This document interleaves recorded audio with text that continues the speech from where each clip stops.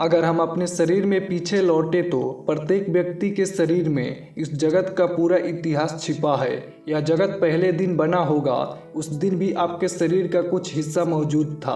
वही विकसित होते आपका शरीर हुआ है। एक छोटे से बीज कोश में इस अस्तित्व की सारी कथा छिपी है। वह आपका नहीं है, उसकी लंबी परंपरा है। वह बीज कोश न मालूम कितने मनुष्यों से, न मालूम कितने पशुओं से, न मालूम कितने पौधों से, न मालूम कितने खनिजों से यात्रा करता हुआ आप तक आया है। वह आपकी पहली परत है। उस परत को ऋषि अंकुश कहते हैं। अंकुश इसलिए कहते हैं कि उसके निर्माण की जो प्रक्रिया है वह भोजन से होती है। वह बनता है भोजन से। प्रत्येक व्यक्ति का शरीर 7 साल में बदल जाता है। सभी कुछ बदल जाता है। हड्डी, मांस, मज्जा सभी कुछ बदल जाती है। एक आदमी 70 साल जीता है तो 10 बार उसके पूरे शरीर का रूपांतरण हो जाता है। रोज आप जो भोजन ले रहे हैं वह आपके शरीर को बनाता है और रोज आप अपने शरीर से मृत शरीर को बाहर फेंक रहे हैं। जब हम कहते हैं कि फला व्यक्ति का देहावसान हो गया तो हम अंतिम देहावसान को कहते हैं जब उसकी आत्मा शरीर को छोड़ देती है। वैसे व्यक्ति का देहावसान रोज हो रहा है। व्यक्ति का शरीर रोज मर रहा है। आपका शरीर मरे हुए हिस्से को रोज बाहर फेंक रहा है। नाखून आप काटते हैं, दर्द नहीं होता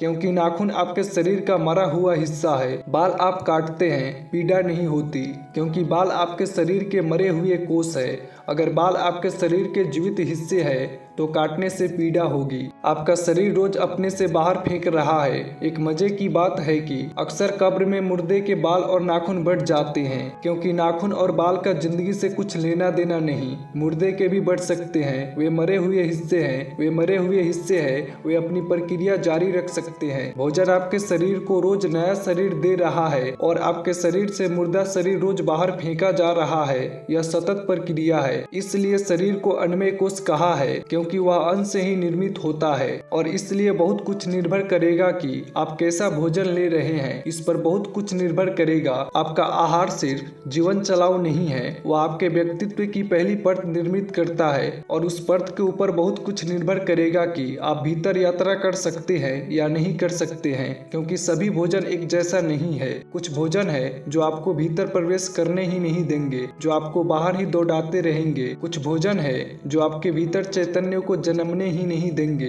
क्योंकि वे आपको बेहोश ही करते रहेंगे। कुछ भोजन है जो आपको कभी शांत न होने देंगे क्योंकि उस भोजन की प्रक्रिया में ही आपके शरीर में एक रेस्टलेसनेस, एक बेचैनी पैदा हो जाती है। रुग्ण भोजन है, स्वस्थ भोजन है, शुद्ध भोजन है, अशुद्ध भोजन है। शुद्ध भोजन उसे कहा गया है जिससे आपका शरीर अंतर की यात्रा में बाधा न दे। बस और कोई अर्थ नहीं है शुद्ध भोजन से। सिर्फ इतना ही अर्थ है कि आपका शरीर आपकी अंतर यात्रा में बाधा न बने। एक आदमी अपने घर की दीवारें ठोस पत्थर से बना सकता है। कोई आदमी अपने घर की दीवारें कांच से भी बना सकता है, लेकिन कांच पारदर्शी है। बाहर खड़े होकर भी भीतर का दिखाई पड़ता है। ठोस पत्थर की भी दीवार बन जाती है, तब बाहर खड़े होकर भीतर का दिखाई नहीं पड़ता है। शरीर भी कांच जैसा पारदर्शी हो सकता है। उस भोजन का नाम शुद्ध भोजन है जो शरीर को पारदर्शी, ट्रांसपेरेंट बना दे कि आप बाहर भी चलते रहे तो भी भीतर की झलक आती रहे। शरीर को आप ऐसी दीवार भी बना सकते हैं कि भीतर जाने का ख्याल ही भूल जाए, भीतर की झलक ही मिलनी बंद हो जाए।